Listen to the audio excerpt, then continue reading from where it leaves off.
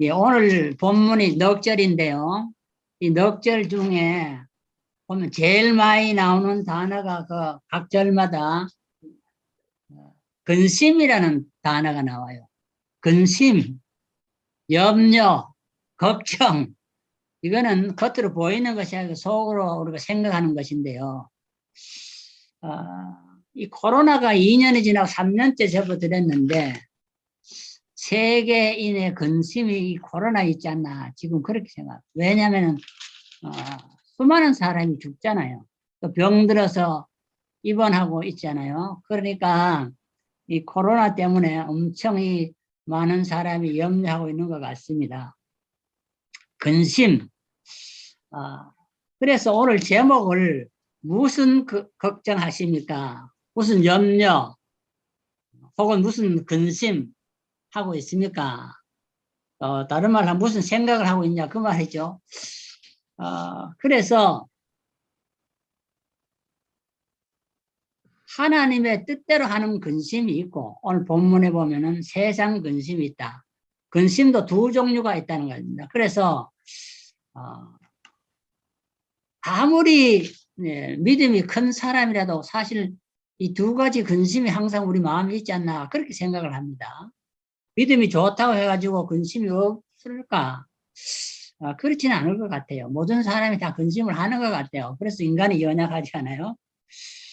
그런데 하나님의 뜻대로 하는 근심은 반드시 우리가 해야 될 근심이고요. 이것은 근심이 변화해 기쁨과 구원과 영생을 주기 때문에 반드시 해야 됩니다. 이거 안 하면은 안 되는 것입니다. 하나님의 뜻대로 하는 근심을 하지 않은 사람은 그 멸망받을 사람. 그런데 세상 근심은 사망에 이르기 때문에 해서는 안 될 근심입니다. 그래 죽는 건데 왜 그 근심합니까? 그거 죽는 건데 코로나로도 많이 죽어가지만 이 근심 때문에도 많은 사람이 죽는다는 것입니다. 코로나보다 더 무서운 병이 근심의 병이에요. 성경 코로나 때문에 죽는다 말하지 않고 근심 때문에 죽는다 이렇게. 근심으로 인하여 사망에 이른다. 죄의 값이 사망인데요. 이 근심도 결국은 사망에 이르게 된다. 그렇게 했습니다. 우리가 이 고린도 전서와 후서가 있는데요. 고린도 전서는 보면은 고린도 교회가 세계적인 하나의 그 무역의 중심지, 번화가, 부유한 도시잖아요. 그러니까 돈이 많고, 여러 가지 향락인 그런 집회가 많은 거예요. 먹고 놀기까지 좋은 거예요. 그러니까 여기에서 교회를 바울이 세웠는데 문제가 뭐냐면은 교리적인 문제도 생기고 도덕적인 문제가 많이 생기는 것입니다. 여기는. 부유한 나라는 대개 도덕적으로 타락해가지고 그 나라가 망하는 것을 보게 됩니다. 그래서 1차적으로는 교리가 허물어지면은 도덕이 허물어집니다. 도덕이 바로 서게 되면은 그 나라와 그 개인을 보면은 교리가 바로 서 있습니다. 그 교리가 바로 서지 않으면은 도덕이 해이해져요. 그래서 이 도덕과 교리가 해이해질 때 고린도 교회에 큰 문제가 분쟁이 일어났습니다. 네가 옳으니 내가 옳으니 네가 잘나니 내가 잘나니 서로 지 잘났다고 분쟁을 합니다.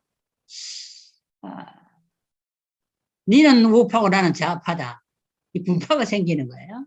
우리나라는 남북이 분단된 지가 70년 넘었고요. 남남도 갈등이 많아요. 항상 동서의 갈등이 있는 겁니다. 우리나라는. 아무도 부인할 수 없어요. 이 갈등이 전보다 요즘 더 심해지는 것을 저는 보게 됩니다. 분쟁이 많아요.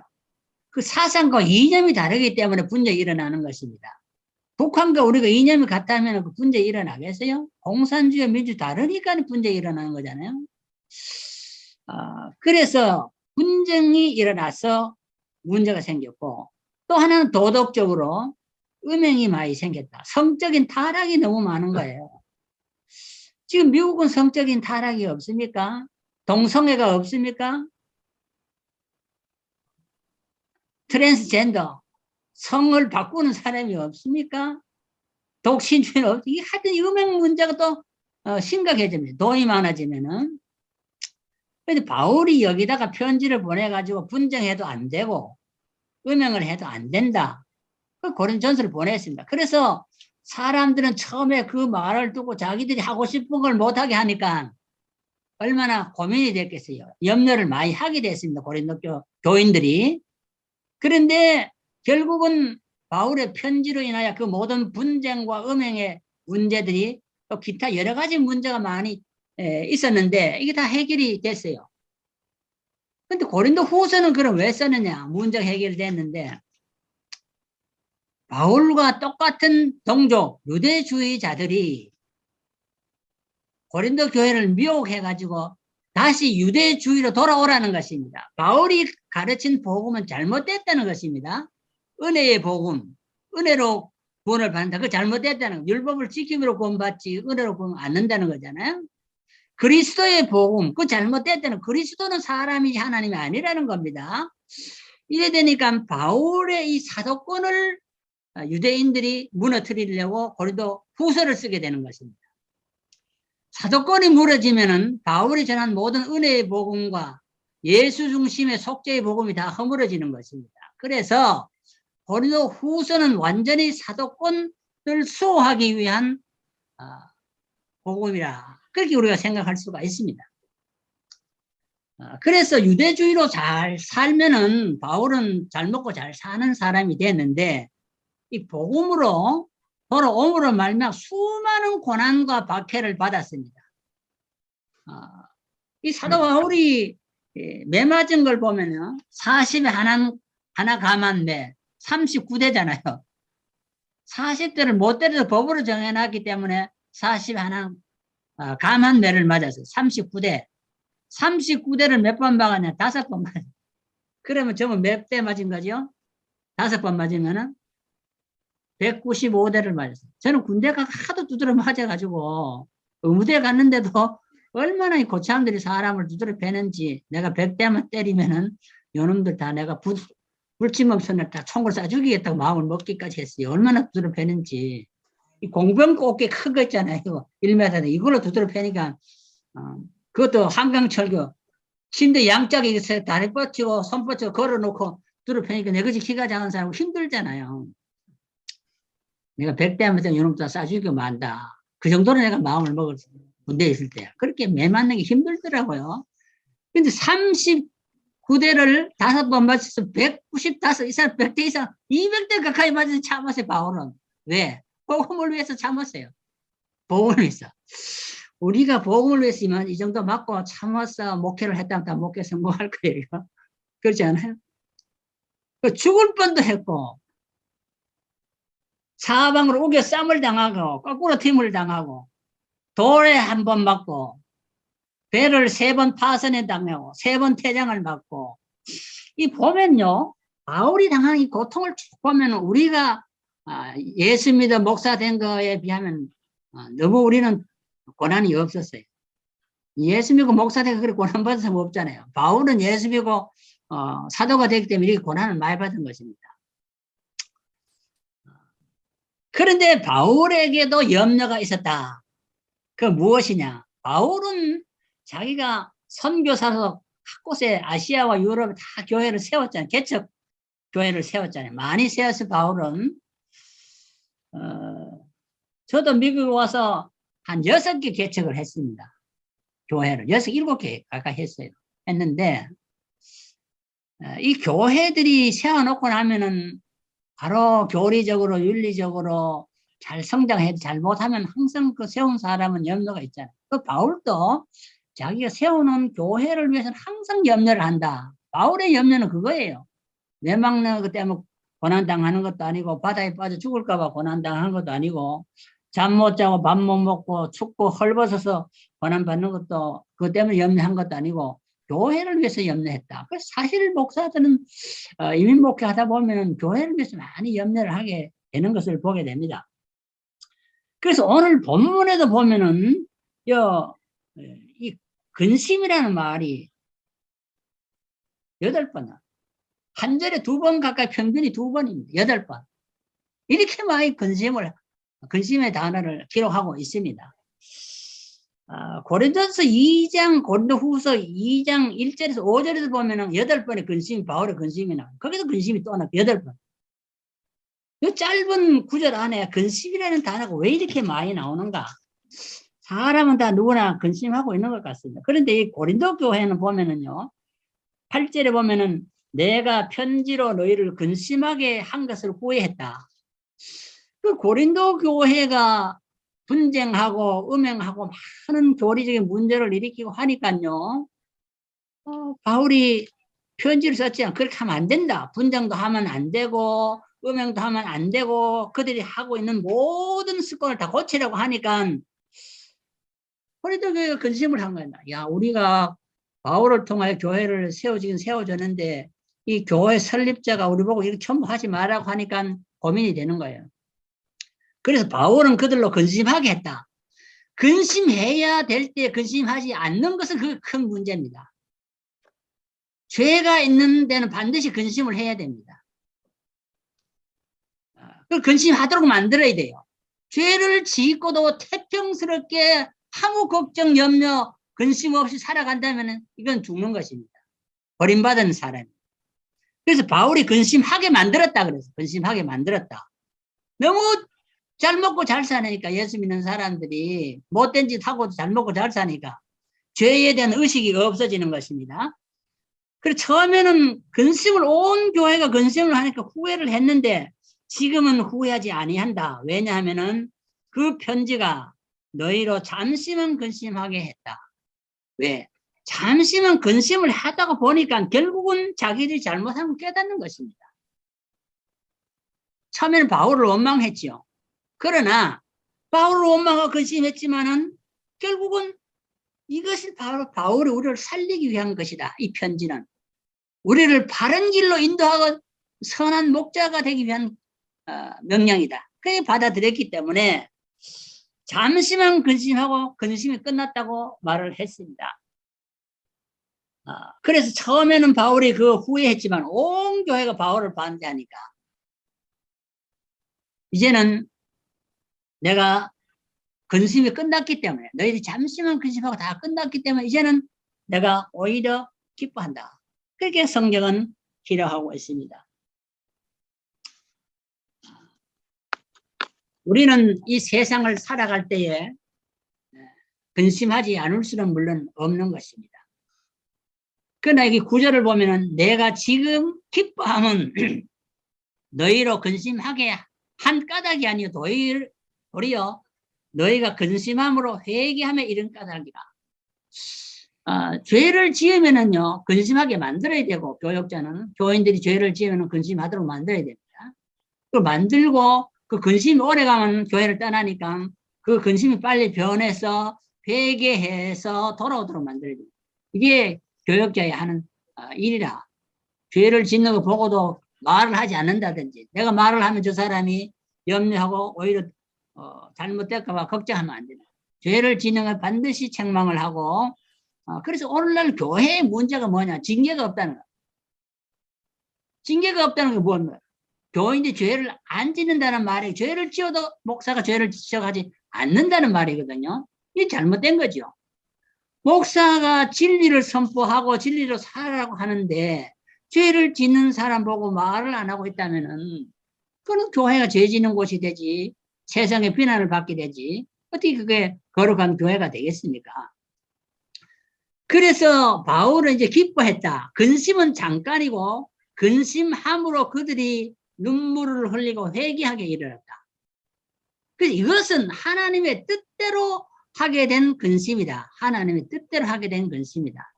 하나님의 뜻대로 하게 된 근심은 오늘 9절에 보면 아무 해도 받지 않는다. 손해가 없어요.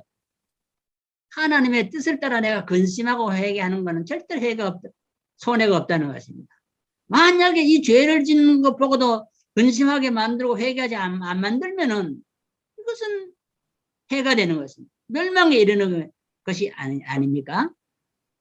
그래서 지금 바울은 이 고린도 후서를 쓰면서 무척 기뻐한다.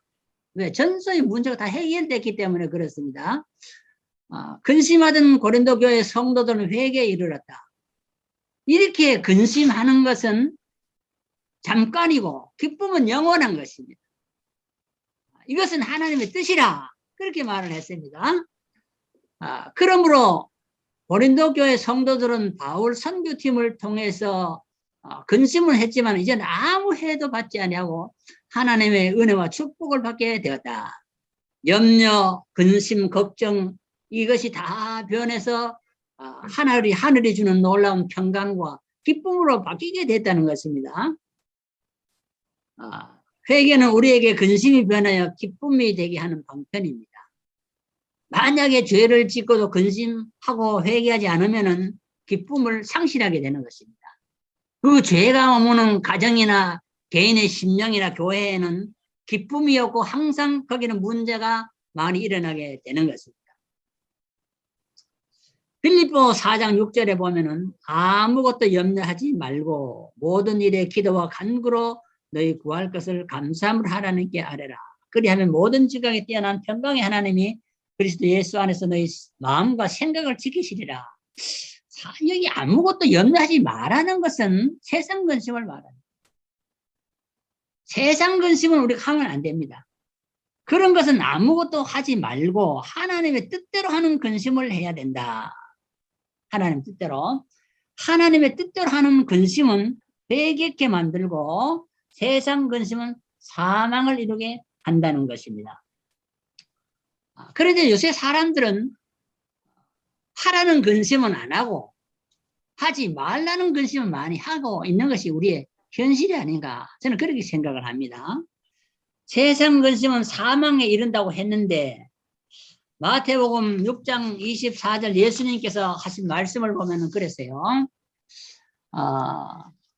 뭐라고 했습니까? 사람이 두 주인을 섬기지 못한다. 물질과 하나님을 겸하여 사랑할 수가 없다. 우리가 주님을 사랑하든지 물질 하나를 사랑해야지 둘을 사랑할 수가 없는데. 그래서 사람들은 물질을 사랑해가지고 목숨을 위하여 무엇을 먹을까, 무엇을 마실까, 몸을 위하여 무엇을 입을까 이런 것 때문에 염려한다는 것입니다. 공중에 나는 새도 심지도 거두지 않지만은 창고에 모아 들이지도 않지만은 천부께서 기르고 들에 있는 백합화도 그가 아무런 길쌈도 수고도 하지 않지만은 어떤 것보다 솔로몬의 입은 것보다도 더 아름답지 않느냐. 하나님께서 이 자연 하루살이 풀도 이렇게 먹이고 입히고 기르시는데 하물며 너희일까 보냐. 너희가 어떻게 먹을 거 마실 거 입을 거 이런 것 때문에 걱정하느냐.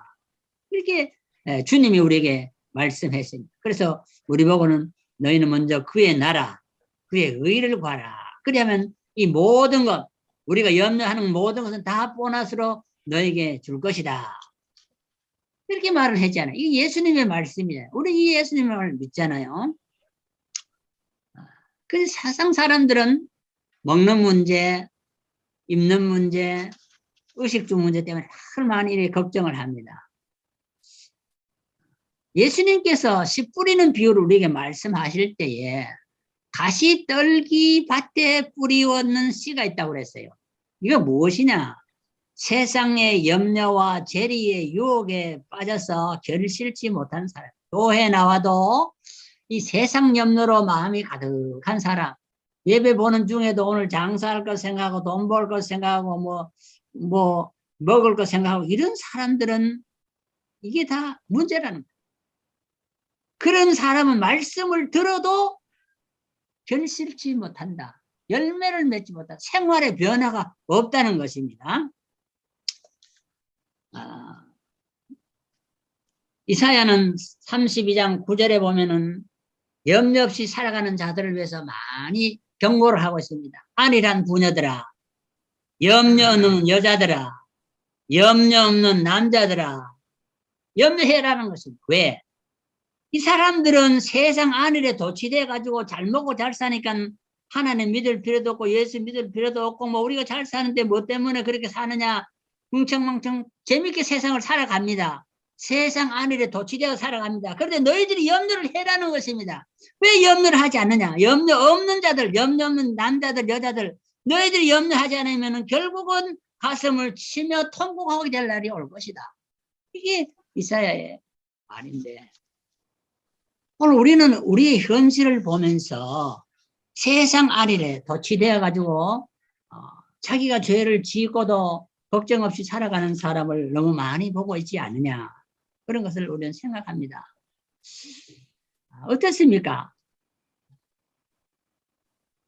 예수님께서는 이런 염려는 할 필요 없고 세상 염려는 사망에 이르기 때문에 할 필요 없고 우리가 염려하는 것은 죄를 지어서 회개하지 않는 자들을 위해서 염려하고 빨리 회개하고 구원에 이르고 생명에 이르라고 이 모든 세상 염려는 내가 너희들에게 다 책임지고 줄 테니까 걱정하지 말라고 하지 않습니까? 오늘 본문 11절을 보면 이렇게 말했습니다. 보라 하나님의 뜻대로 한 이 근심이 너희로 여기 7가지 얼마나 이런 것이 쭉 나옵니다. 얼마나 하나님의 뜻대로 한 근심은 얼마나 우리의 삶을 영적으로 풍요롭게 하고 우리의 심령을 깨끗하게 하고 하나님께로 더 가까이 나가게 하는 일을 설명해 주고 있습니다. 얼마나 간절하게 하며 이거는 간절하게 한다는 말은 보면은요 하나님께서 참 하나님을 위하여 하나님의 뜻대로 부지런히 열심히 진실한 마음으로 섬기고자 하는 그 마음을 우리에게 준다는 거예요. 자기가 지은 죄를 회개하고 딱 할 때는 하나님의 은혜를 주셔서 참으로 하나님을 위해서 내가 얼마나 진실하게 바로 살아나갈까 그런 마음을 우리에게 준다는 거예요. 또 얼마나 변명하게 하며 지금까지는요 자기가 잘난 것을 변명하고 자신만만하게 교만하게 살아갔지만은 이거는 겸손하게 하나님 앞에 자기를 탄원하는 그런 모습으로 바뀌어진다는 것입니다. 얼마나 분하게 하며 지금까지는 잘못해도 하나도 그 잘못으로 생각하지 않고 뻔뻔스럽게 살아갔지만은 이제는 의분이 일어나는 내가 잘못한 것은 반드시 처벌을 받아야 되고 잘못을 회개해야 된다. 자기에 대한 분노, 자신에 대한 분노가 일어난다는 것입니다. 그렇기 때문에 눈물을 흘리고 회개하게 되는 거 아니에요. 얼마나 두렵게 하며 죄의 값은 반드시 하나님의 무서운 형벌의 심판이 있다. 이것을 회개하는 자는 깨닫기 때문에 회개하는 것입니다. 이거를 깨닫지 못하면 아무리 죄를 지어도 세상에서 잘 되면 흥청망청 살아가는 것입니다. 마지막 심판을 생각하지 않는 것입니다. 얼마나 사모하게 하며 주님을 위한 열정과 열심을 내며 회개하며 참 새로운 삶을 살아가는 그런 사모하는 마음을 준다는 것입니다. 얼마나 열심 있게 하며 그 다음에 얼마나 벌하게 하는가. 범죄자는 반드시 벌하는데 얼마나 큰 벌을 받을 것인가 이런 걸 다 생각한다. 그래서 이 하나님의 뜻대로 하는 근심은 죄의 값은 형벌이요 멸망이요 사망이라 하나님의 엄청난 공의의 심판이 있다는 걸 깨닫게 되고요. 하나님을 향하여 내가 진지하게 열심히 섬기지 못한 죄를 깨닫고 다시 열심을 회복하게 된다는 것입니다. 저는 결론적으로 오늘 본문을 보면서요. 제일 처음에 성경을 보면 누가 근심을 해요? 하나님이 근심을 했다는 거예요. 창세기 6장 4절에 보면은 6장 6절에 보면은 땅 위에 사람 지으셨음을 한탄하사 마음에 근심하시고 하나님이 이 지구촌에 최초로 근심이 있었다. 왜 그러냐? 하나님께서 이 우주 만물을 창조해서 인간에게 다 공짜로 줬지 않아요. 그런데 이 에덴 동산에 쫓겨난 이후로 인간들은 이 아름다운 자연 환경 속에서 하나님의 축복을 받으며 살면서도 한없이 하나님을 잊어버리고 마음의 모든 생각이 모든 계획이 항상 처음부터 끝까지 다 악한다. 입만 열면 거짓말이고 전부 다 악한 생각만 한다. 그래서 하나님이 한탄을 내가 사람을 잘못 지었구나. 한탄하면서 결국 내린 게 뭐냐면 결론이 형벌이잖아요. 진노잖아요. 심판이잖아요. 그래서 노아 홍수로 노아의 가정에는 전 인류를 심판하잖아요. 다시 불로 전 인류를 심판하는 날이 가까워 있지 않습니까? 그러면은 지금도 하나님은 근심하고 계실 것이라. 하나님 주신 풍요로운 땅에서 하나님을 잊어버리고 살아가는 자들을 근심하고 계실 거예요. 하나님이 지구촌을 내려다볼 때에 지금 기뻐하실까? 하나님은 근심하고 계실까? 나는 창세기 6장에는 하나님의 근심이 지금도 이 우주촌을 향하여 지속되고 있지 않는가 그런 생각을 합니다. 예수님께서는 마태복음 26장 38절까지를 보면은 26장 거기 보면은요. 예수님도 이렇게 했어요. 심히 고민하고 슬퍼하사 심히 고민하여 죽게 되었다. 예수님은 왜 이렇게 심히 고민하고 걱정하고 이렇게 죽음에 이를 지경이 됐어요? 인류의 이 엄청난 죄악을 자기가 홀로 담당해서 인생의 문제를 근본적으로 해결해 주려니까 이 심한 고민과 염려에 쌓이던 것입니다. 예수님은 해결해 주기 위해서 하나님의 근심을 다시 바꿔주기 위해서 그 모든 것임을 자기가 대신 지고 십자가를 지게 되는 겟세마네 동산의 기도가 그래서 참으로 이렇게 근심으로 쌓였다는 것을 말해주고 있는 것입니다. 요셉의 형들이 요셉을 팔아먹었잖아요. 낮에 요셉 앞에 가서 쌀자루를 구하러 갔을 때 요셉을 발견하고 그때 요셉을 팔았으므로 근심했다. 그래서 요셉이 말하기를 당신들이 나를 요셉 팔았으면 근심하지 말고 한탄하지도 말아라. 이렇게 말하죠. 죄는 반드시 근심해야 됩니다. 죄를 짓고도 근심하지 않으면 길이 없어요. 그래서 요셉이 이들을 다 근심하고 한탄한 그 형들을 용서해주고 그들이 마음의 근심이 변하여 기쁨이 되고 가정에 다시 화목을 이루었다는 것을 성경은 말해주고 있는 것입니다. 솔로몬은 잠언 14장 12절에 보면은 어떤 길은 사람이 보기에는 바르나 필경은 사망이 이르라. 웃을 때에도 마음에 슬픔이 있고 즐거움 끝에도 근심이 있다. 이 세상 사람들 그래서 근심도 모르고 슬픔도 모르고 즐거워서 희희낙낙하는데 반드시 그 종말에는 근심이 있게 될 것이다. 만약에 지옥에 들어가게 된다면 그 불구덩이에서 영원한 근심이 있지 않겠어요? 영원한 근심. 일시적인 근심하고 회개하고 영원한 기쁨을 누리겠냐? 아니면 일시적인 기쁨을 누리고 영원한 근심과 고통 속에서 살겠느냐? 이것이 하나님의 뜻대로 하는 근심이 있느냐 없느냐에 달려있는. 죽을 때까지 세상 근심 잘 먹고 잘 사는 거, 세상에서 출세하는 자기 명예만을 위해 살았다면 영원한 고통과 근심이 그에게 주어질 거죠. 이게 지옥 고통이 아니겠어요? 바울의 근심은 교회를 위한 근심이라고 했어요. 로마서 9장 1절에 보면은 동족을 보륙 친척의 구원을 위해서 자기는 저주를 받아도 내가 저들을 구원해야 되겠다. 동족 구원을 위한 그런 근심도 있었어요. 우리는 내 가족을 참 바르게 근심하고 회개하여 구원에 이르도록 하는 그런 근심이 우리에게도 있어야 된다. 그런 생각을 해봅니다. 야고보는 야고보 4장 9절에 보면은 슬퍼하며 애통하며 울지어다. 너희 웃음을 애통으로 너희 즐거움을 근심으로 바꿀지어다. 오늘 희희낙낙하고 잘 먹고 잘 사는 사람들이 희희낙낙하는데 이 웃음과 즐거움이 애통과 근심과 으로 바뀌어져서 성경 바꾸라고 말하는 바꿔져서 회개하고 생명의 길로 나오라는 것을 말해주고 있는 것입니다. 솔로몬은 위대한 왕이죠. 전도서 2장 22절을 보면 일평생의 인생은 일평생에 근심하며 수고하는 것이 슬픔뿐이라. 일평생 사람은 수고하고 근심한다는 것입니다. 세상 근심은 끝도 밑도 없는 것입니다. 그러나 하나님의 뜻대로 하는 근심은 일시적인 것.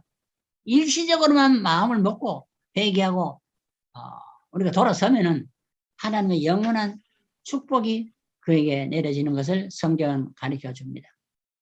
그러므로 사도 베드로는 베드로전서 5장 7절에 보면은 너희 염려를 다 주께 맡겨버리라. 그래서 우리 세상 근심은 다 주께 맡겨버리고요. 주님이 책임진다고 했으니까 이 모든 것을 너에게 더하시리라. 그랬으니까 그 염려하지 말고 다 맡겨버리고 우리는 하나님의 뜻대로 하는 것이 죄를 지는 자에게 근심하도록 만들고 내가 죄를 지었을 때 내가 근심함으로 회개하여서 하나님의 마음을 기쁘게 하고 영생의 길로 기쁨의 길로, 축복의 길로 나가야 할 것이라. 그런 말씀을 저는 오늘 드리려고 오늘 설교를 준비했습니다. 세상 것에 근심 걱정 많은 오늘 이 세상을 바라보면서 우리의 사명이 얼마나 큰지, 저들을 근심하게 해야 될 건지 기쁘게 해야 될 것인지, 그대로 잘 먹고 잘 살아 내버려 둬야 될 것인지, 참 우리의 사명이 오늘 시대를 바라보면서 다시 한번 깨닫고, 바울이처럼 근심 이렇게 많은 근심을 우리가 말해줬는데 아직도 하나님의 뜻대로 하는 근심에 이르지 못했다면 이 근심이 이루도록 내가 하고 내 이웃이 하고 내 가족이 하고 내 교회가 하도록 만들어서 모두가 하나님의 영생 복락을 누리도록 이루도록 하는 데에 만들어주는 그런 우리의 사명을 잘 감당하는 남은 생애가 되어야 할 줄로 믿습니다. 네. 예. 기도드리겠습니다. 하나님 아버지 감사합니다. 세상 것을 인하여 세상 근심으로 가득 차 있는 오늘 이 땅을 바라보면서 우리의 생사복을 주장하시는 하나님을 바라봅니다. 우리는 세상 근심을 다 주께 맡겨버리고 하나님의 뜻대로 하는 근심을 통하여서 회개하고 영생 복락을 누리며 천국의 소망을 두고 살아가는 자들이 되도록 도와주시옵소서. 예수님의 이름으로 간절히 기도드리옵나이다. 아멘. 아멘.